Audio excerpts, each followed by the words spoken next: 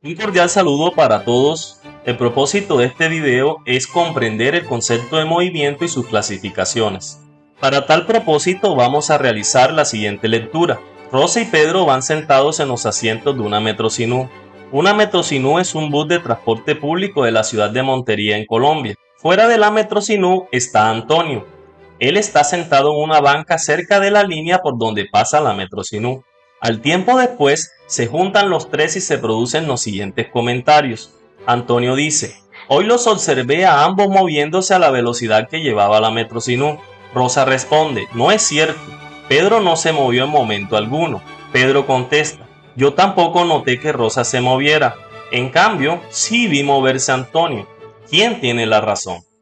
Observemos un diagrama de la situación planteada. Antonio está sentado en la línea por donde pasa la Metrocinú. Como Rosa y Pedro van dentro de la Metrocinú, para Antonio, Rosa y Pedro se van moviendo. En cambio, Rosa dijo que Pedro no se movió en momento alguno, lo cual también es cierto porque Pedro no cambió de posición con respecto a Rosa. Y Pedro afirmó que Rosa no se movió, lo cual también es verdadero porque Rosa no cambió de posición con respecto a Pedro, pero él agregó diciendo de que Antonio sí estaba moviéndose. Cuando nosotros estamos dentro de un vehículo que está en movimiento y observamos a nuestro alrededor, vemos cómo los objetos dan la percepción de que se mueven en sentido contrario hacia donde nosotros nos estamos moviendo. Esto nos lleva a concluir que los tres tienen la razón, dependiendo desde el punto de vista donde se esté estudiando el movimiento. Esta situación nos lleva a la siguiente definición. El movimiento es un cambio de posición relativo. La palabra relativo significa que depende con respecto a qué o a quién se esté midiendo, y a ese qué o quién en física se le conoce como sistema de referencia. Un sistema de referencia es un sistema de coordenadas que se usa para estudiar la evolución de un movimiento.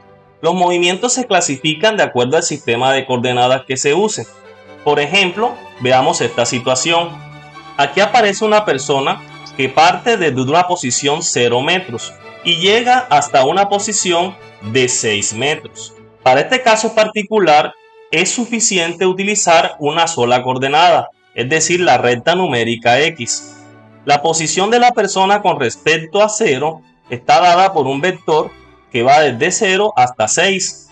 Esta posición es x igual 6 metros hacia la derecha. Como es necesario una sola coordenada, a este tipo de movimiento se le conoce como movimiento unidimensional o rectilíneo.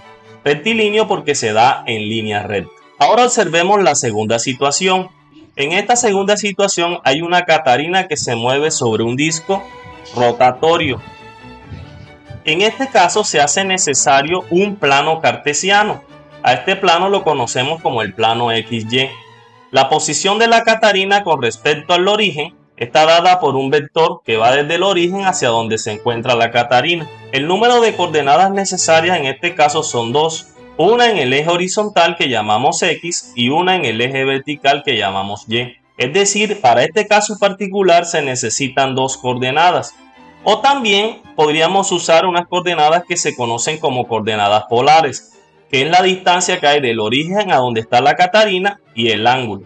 Pero en conclusión, en coordenadas cartesianas se necesitan dos coordenadas para estudiar este movimiento, por lo cual a este tipo de movimiento se le conoce como movimiento bidimensional, ya que se necesitan dos coordenadas para estudiarlo, o también se le conoce como movimiento en el plano. Ahora veamos la última situación.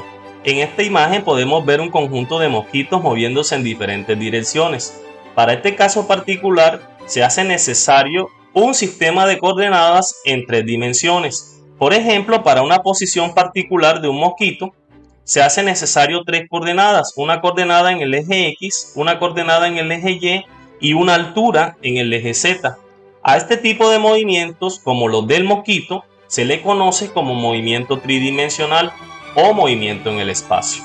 En conclusión, el movimiento es un cambio de posición relativo, es decir, que depende con respecto a qué o a quién se esté midiendo. Un sistema de referencia no es más que un sistema de coordenadas que se usan para describir un movimiento. Y por último, los movimientos se clasifican de forma general en unidimensional cuando se necesita una sola coordenada para estudiarlo, en bidimensional o en el plano cuando se necesitan dos coordenadas para su estudio, y tridimensional cuando se hace necesario 3 coordenadas para estudiar. Muchas gracias por su atención.